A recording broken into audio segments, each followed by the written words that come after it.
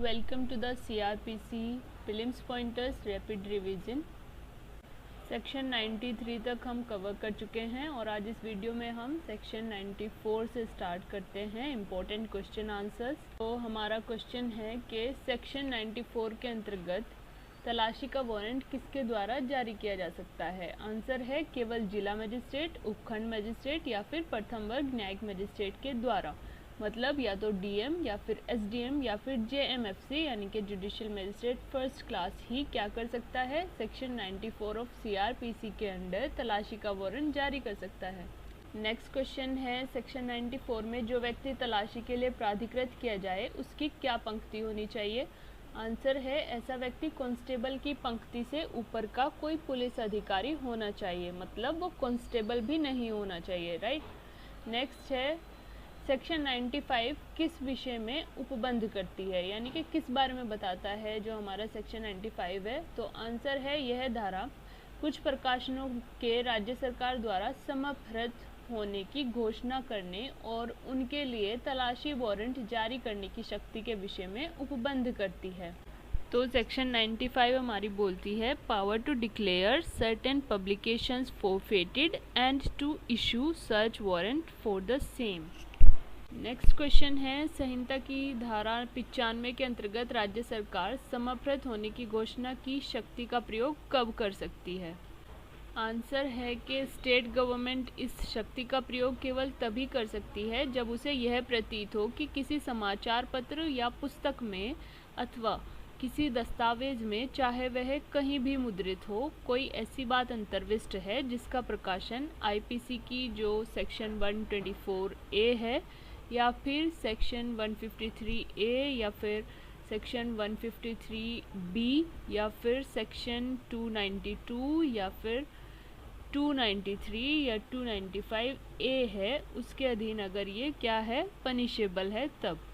Okay, so next question है कि CrPC के सेक्शन 95 के अंतर्गत जो स्टेट गवर्नमेंट है वो समापन के उद्घोषणा को अपास्त करने के लिए आवेदन किसे किया जा सकता है वहाँ पर, यानी कि ऐसा जो डिक्लेरेशन ऑफ फॉरफीचर है उसको सेट असाइड करने के लिए किसको आवेदन किया जाएगा। तो आंसर है यहाँ पर सेक्शन 96 के अंतर्गत उच्च न्यायालय को किया जाएगा, ठीक है। तो यहाँ पर आवेदन केवल सेक्शन 96 के अंडर हाई कोर्ट को ही किया जाएगा, ध्यान रखना है। नेक्स्ट क्वेश्चन है, सीआरपीसी की सेक्शन 96 के अंतर्गत जो सेक्शन 95 के अधीन जारी समापन की घोषणा है यानी कि डिक्लेरेशन ऑफ फॉरफीचर है, उससे व्यथित व्यक्ति यानी कि एग्रीव्ड पर्सन हाई कोर्ट को आवेदन घोषणा के राजपत्र में प्रकाशन यानी कि ऐसी जो डिक्लेरेशन है उसके पब्लिश होने के कितने दिनों के अंदर कर सकता है। तो यहाँ पर ये टाइम पीरियड दे रखा है आंसर में 2 माह के अंदर, ठीक है, with in the period of 2 months. तो हमारा नेक्स्ट क्वेश्चन क्या है यहाँ पर कि संहिता में किसे सदोष परिरुद्ध व्यक्तियों की तलाशी के लिए वारंट जारी करने की शक्ति प्रदान की गई है। आंसर है सेक्शन 97 के अनुसार सदोष परिरुद्ध व्यक्तियों के लिए तलाशी वारंट जारी करने की शक्ति जिला मजिस्ट्रेट, उपखंड मजिस्ट्रेट और प्रथम वर्ग न्यायिक मजिस्ट्रेट को ही प्रदान की गई है, यानी कि यहाँ पर भी वो सेम ही मजिस्ट्रेट हैं जो कि सेक्शन 94 के अंतर्गत थे, यानी डीएम, एसडीएम और जेएमएफसी। ओके, याद रहेगा। नेक्स्ट क्वेश्चन है, संहिता का सेक्शन 98 है, उसके अंतर्गत कोई जिला मजिस्ट्रेट, उपखंड मजिस्ट्रेट या फिर प्रथम वर्ग मजिस्ट्रेट अपनी शक्तियों का प्रयोग कब कर सकता है, ठीक है।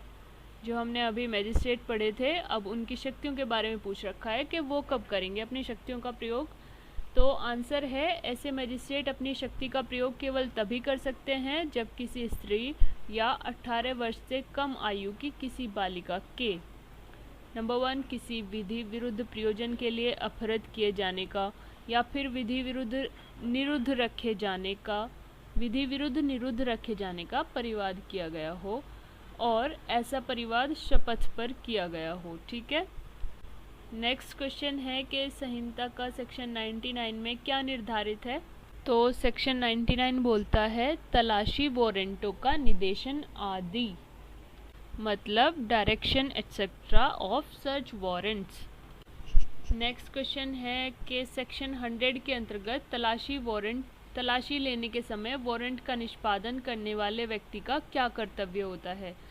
तो सेक्शन 100 में पूछा गया है कि अगर जो व्यक्ति तलाशी लेता है उसके क्या क्या रिस्पॉन्सिबिलिटीज़ है उसके ऊपर। तो आंसर है, ऐसे समय वारंट का निष्पादन करने वाले अधिकारी का यह कर्तव्य है कि वह तलाशी में उपस्थित रहने और उसके साक्षी बनने के लिए उस मोहल्ले के जिसमें तलाशी लिए जाने वाला स्थान है 2 या फिर अधिक स्वतंत्र प्रतिष्ठित निवासियों को बुलाए।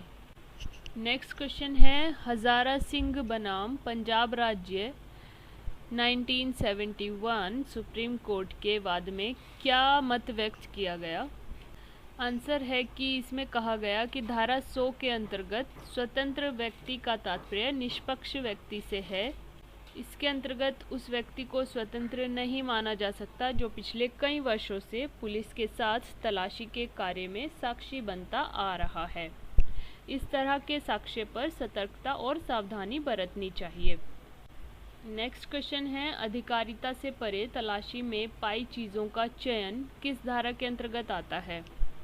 तो इसका आंसर है धारा 101 यानी कि सेक्शन 101 कहता है कि disposal of things found in search beyond jurisdiction. Next question है कि कौन से सेक्शन में मजिस्ट्रेट को तलाशी लिए जाने का निर्देश देने की शक्ति प्रदान की गई है। आंसर है सीआरपीसी के सेक्शन 103 के अंतर्गत मजिस्ट्रेट किसी ऐसे स्थान की जिसकी तलाशी के लिए वह तलाशी वारंट जारी करने में सक्षम है अपनी उपस्थिति में तलाशी लिए जाने का निर्देश दे सकता है। ओके, नेक्स्ट क्वेश्चन है, पेश की गई दस्तावेज आदि को परिरुद्ध करने की शक्ति किस धारा में निहित है। तो यह है धारा 104 में यानी कि सेक्शन 104 में बताया गया है, power to impound document etcetera produced. Next, किसी दस्तावेज को साधारणतया कब परिरुद्ध किया जाता है। आंसर है, जब उस पर भारतीय स्टाम्प अधिनियम 1899 में उल्लिखित उचित मूल्य के स्टाम्प न लगाए गए हों तब। नेक्स्ट क्वेश्चन है, गिरफ्तारी के वारंट के निष्पादन की स्थिति में यथासंभव कौन सी प्रक्रिया अपनाई जाएगी।